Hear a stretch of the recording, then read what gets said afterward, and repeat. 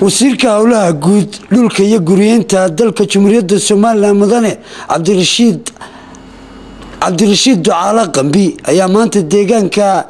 Caraweyn oo ka tirsan gobolka Buuhoodle ku soo dhaweeyay ciidamo iyo ku soo biiray ciidamada qaranka Jamhuuriyadda Soomaaliland oo ka yimid magaalada Buuhoodle xarunta gobolka Buuhoodle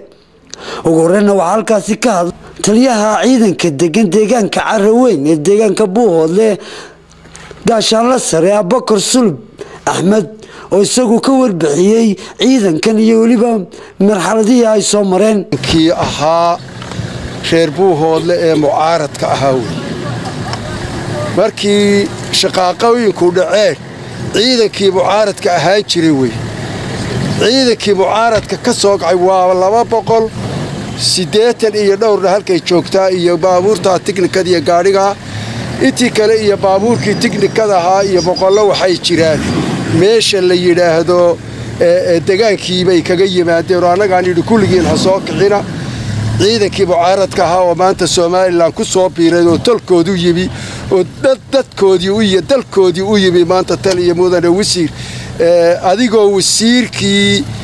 reer Buuhoodle masuula dadkan aad ka tahay waxaan doonaynaa maanta inaad nagala wareegto xukuumaddeena aad u sheegto aad iyo aad baad u mahadsantahay mudane wasiir halkaasi ka hadlay Jaamac Cabdicasiis Axmed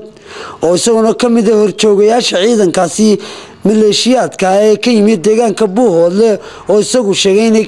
uga yimaadeen inay ku soo biiraan ciidamada qaranka Jamhuuriyadda Soomaaliland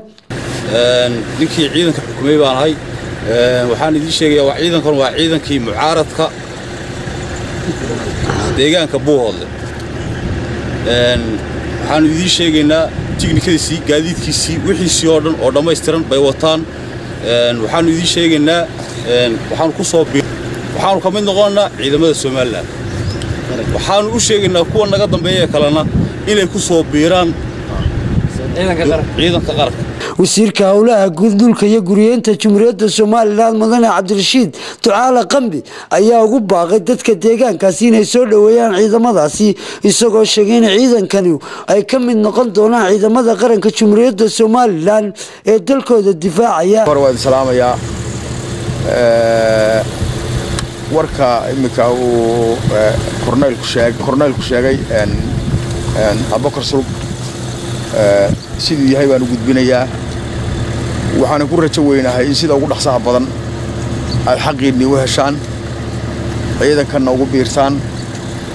xaqiinina sida ugu dhaxsaha badan aad u heshaan taliska iyo dawladaba waa gaarsiinaya taliska ciidanka Soomaaliland iyo dawladaba waa gaarsiinaya bariyahana warkiina waa la soconay idinkana khayr iyo barwaaqaan idin rajaynayaa idinka iyo taliska ciidanka ee halka joogaba والسلام عليكم ورحمة الله وبركاته وبرخ عمر أحمد البانت دولة جمهورية الصوماليلاند لا سعنود